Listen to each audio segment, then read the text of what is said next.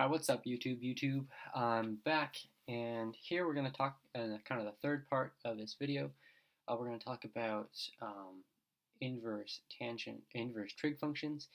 And here we have an inverse, the sign of an inverse tangent function, but the value inside that inverse tangent function is just x, right? So it's not like 1/2, it's not like pi over 4, it's just x. So we don't really know, we can't evaluate it specifically.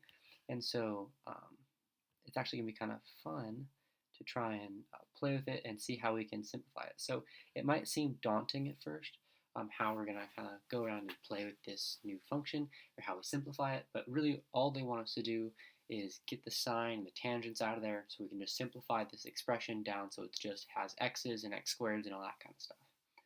So the way we're going to do this is we're going to kind of picture, work from the inside out and picture what they want us to talk about, what they mean by that inverse tangent of x, right? So we're going to say, okay, well, the inverse tangent of x, you input and at two sides, so it may be x over 1, because that's x over 1 is just x. So the ratio of sides is x to 1, and that will be theta, which means that makes this third side over here, this then becomes 1 squared is 1, plus x squared, and the square root of that is just this side, this third side here. That's the third side, that side's 1, that side's x. Great. So this is the triangle we're talking about, and the inverse tangent of x, in other words, if you take the tangent of theta, you get x over 1, or the tangent of theta is x. So we're describing, or the inverse tangent of x is describing this triangle with angle theta. So we can also say the sine of this triangle with angle theta is going to be the opposite over the hypotenuse.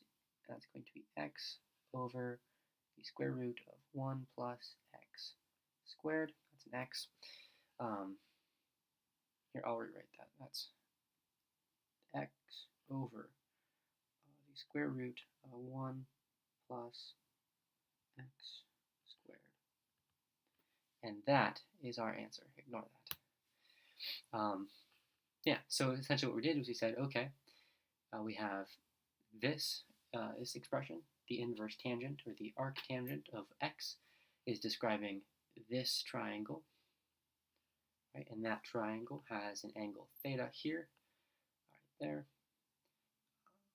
and it has side x to side 1, which means that that is x over 1, which is just x, and that means that that third side has to be 1 plus x squared, the square root of 1 plus x squared, which means that the sine of theta, or the sine of the inverse tangent of x, is going to be the opposite over the hypotenuse, which is x over the square root of 1 plus x squared. That was pretty fun. And so we basically just broke down this equation and took away all the sines and the inverse tangents, and it just had, and simplified it down to the x's and the x squareds. So now what I can do is I can drag this to the top and make it nice and clean. And we'll start over with a different draw layer, there, and we'll do red this time. All right, so here's equation, or expression number 2 we have to simplify. So this one is actually a little bit trickier. We have cosine of the inverse tangent of x. All right, so we could do the same thing. We could draw our nice triangle, and we could say, okay, so we find the inverse tangent. It describes that same triangle. We could take the cosine of that, and it's going to give us our 1 over the square root of 1 plus x squared, because the adjacent side of the theta value from our last problem over here, if we can recall this one, we'll hide this, take that, drag it down here. Alright, so this theta value down here, it'd be this one over the root 1 plus x squared. But we can actually do a proof of this a different way. And the proof of this is actually pretty fun. And so that's what we're going to do now. So here is what we're going to be doing. If I can get this to go. There. There. All right. Oops. I'll erase that. There. All right, so we have the cosine of the inverse tangent of x. So we're going to start by saying x, or we're going to say some value. We're going to say let another variable, we'll call it y. It could be anything. That's going to be the inverse tangent of x. So basically we just said we'll call all of that, we're going to call that y.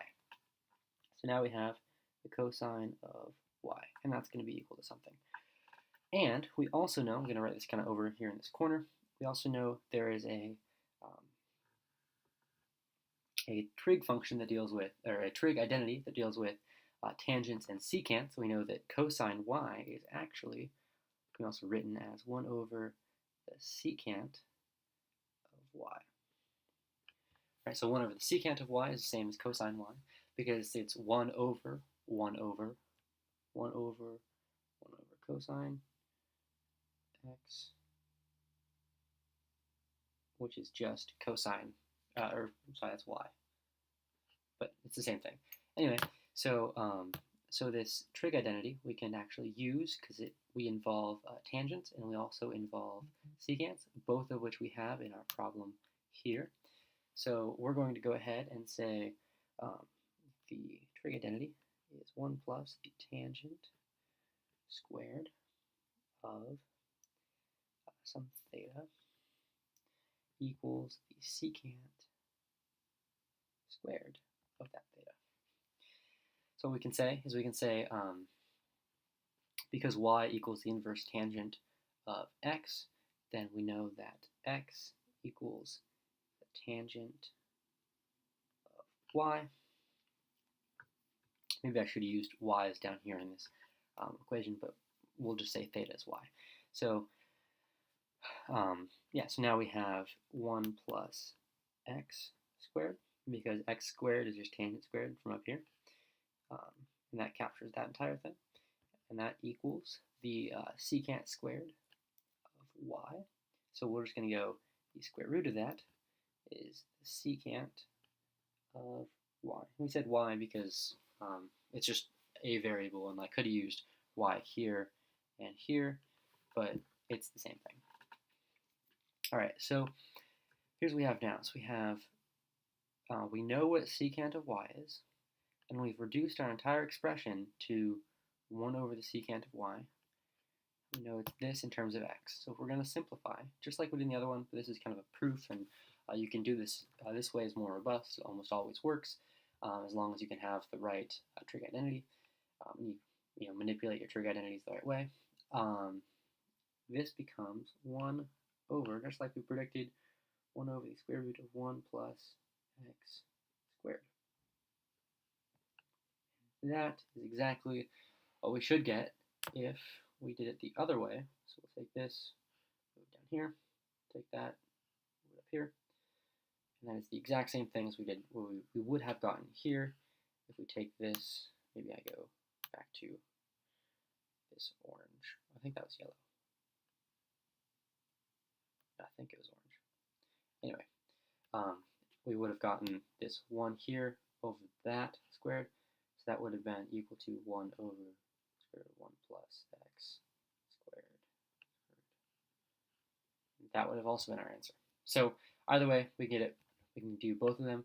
But this is essentially what we're doing is we're taking this and we're simplifying our answer so that we get it in the same reduced form with just x's and x squareds and square roots and plus ones and whatnot.